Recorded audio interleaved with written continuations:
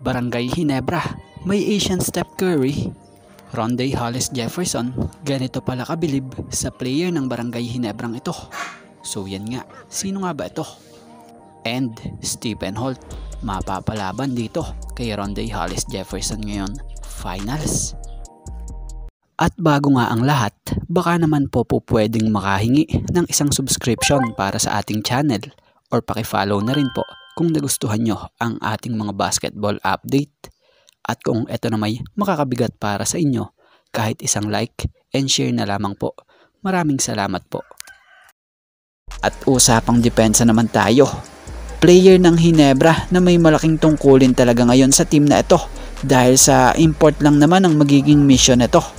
So si PBA Best Import RHJ ng TNT Tropang Giga ang nangungunang magiging at inaasahang magiging problema ng Ginebra ngayong finals. Kaya naman kakailanganin talaga ng Ginebra ang matibay na depensa para pigilan o limitahan man lang ang pagragasa ng import ng TNT na ito. Kaya naman inaasahan na si Justin Brownlee ang isa sa didepensa rito kay RHJ.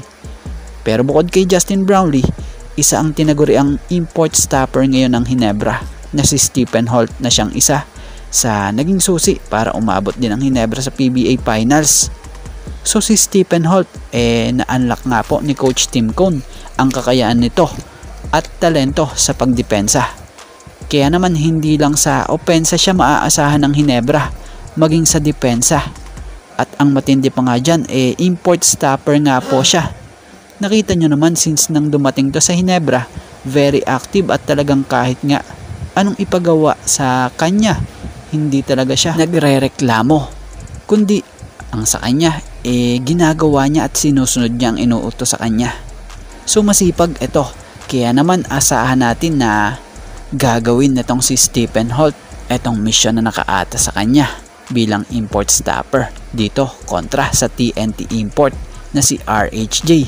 Kung hindi man mapigilan, malimitahan man lang o limitahan man lang dahil kilala naman natin ang galawan ng import na ito Sobrang hassle at talagang pag ginusto nitong umiskor, talagang i-score yan.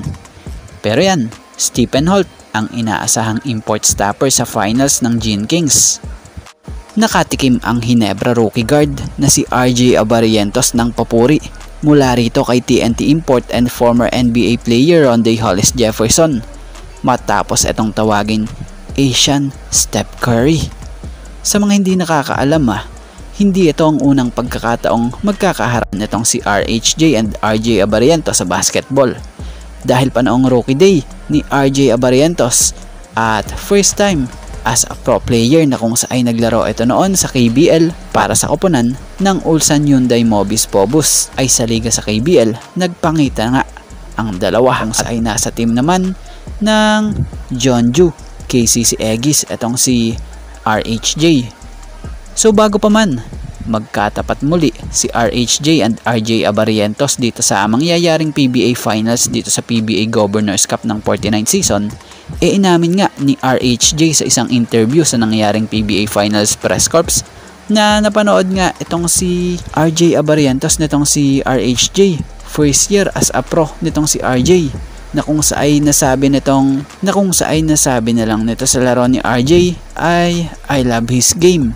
Bukod pa nga dyan, tinawag pa nga po niya itong Asian Steph Curry dahil sa galawan nito sa kanyang paraan ng pagdribble, pulling up from the deep, at gustong-gusto nga raw niya yung paraan ng paglalaro nito since nang maglaro pa ito noon sa Korea. At ayon pa nga po kay RHJ, sa tingin niya nga raw mas sumiklab pa nga raw po ang laro nitong si RJ under Coach Tim Cone dahil sa nagagawa talaga nito yung laro niya at nailalabas niya na kung ay bagay sa tinatakbo ng tempo ng team dahil he is a talented. So yan nga, sa mga hindi nakakaalam yan nga po, ganun nga po kabilib at pinuri ni RHJ import ngayon ng TNT etong rookie guard ng Ginebra na si RJ Abarientos.